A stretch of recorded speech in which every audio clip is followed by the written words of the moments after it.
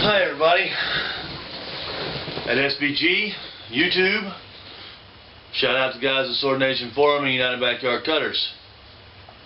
The reason we're here today is I'm about to embark on a series of destructive tests against Ronin Dojo Pro and Ronin Dojo Katana. And the weather hasn't been cooperating with me since I got them. It's rainy and nasty again today. So we did a video about disassembly last week. And I think I lost a few people with the music I had playing in the background. So we're going to try that again today. Maybe everybody can catch up. And we're going to discuss a little more about the Japanese sword, its parts and construction, so we can understand a little bit of what we're going to be looking for in these destructive tests. Okay, first of all, once again, I'm going to disassemble this Ronin Dojo Pro Katana. I'm going to do this using this little cheap disassembly kit I picked up on the forum when I bought some stands. These little blocks cradle the blade, leave it in the side to prevent accidents. This little hole here in the block, obviously for the Makugi pin. These are the bamboo pins that retain the suka in place. They leave the little hole there allows them to go through. Now, the Makugi pins are tapered and angled and going from opposite sides.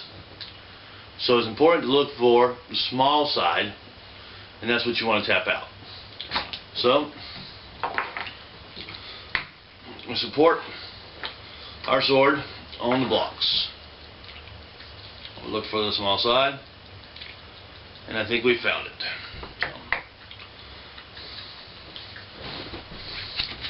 Now this is called a nuki, basically a hammer. And this is just a little drift used to pop the Makugi out. This one's a little big diameter for my Makugiana, which the holes in the Makugi are going in.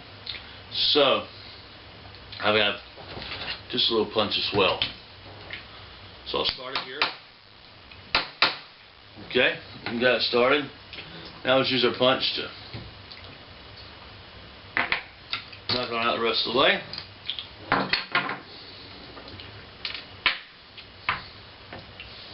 And here's our Makugi. First one, I'll set it up here. Now we have to turn the katana over because, as you recall, Makugi go in from opposite sides. So turn it over and repeat the process again.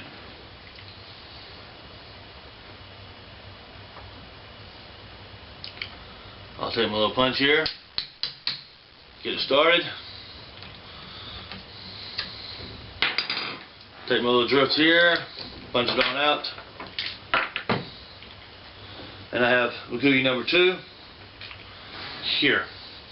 Now the katana is held together via friction fit assembly.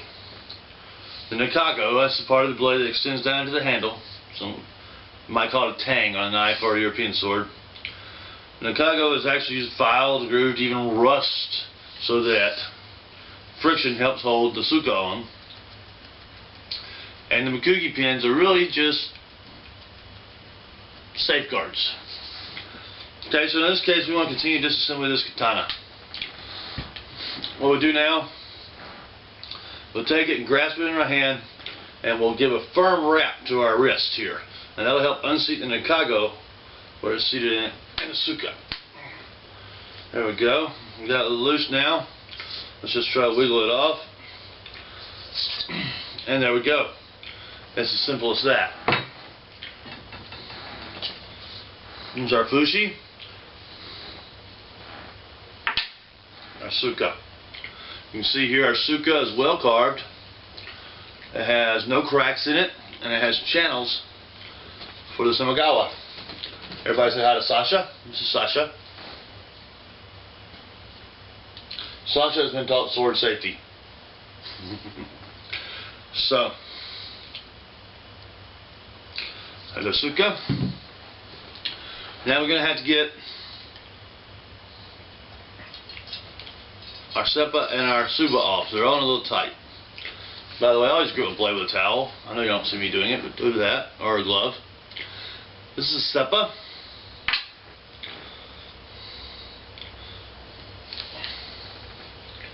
The suba being on a little tight, I'm going to give it a couple pops of my nuki to unseat it.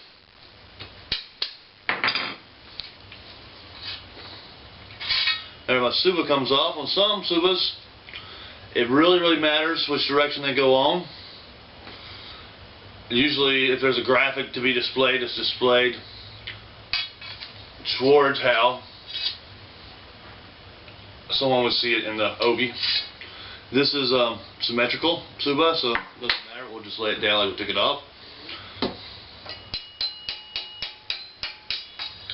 And see our second step. As you can see, the Nikago up there has a nice little seat, so all these fittings stay on nice and tight. Step up, and finally, our habaki slides off. And here's our Nikago. You can see how it's filed and finished. And that, my friends, there's our Mei signature. That is the disassembly of Ronin Dojo Pro 1060 Katana.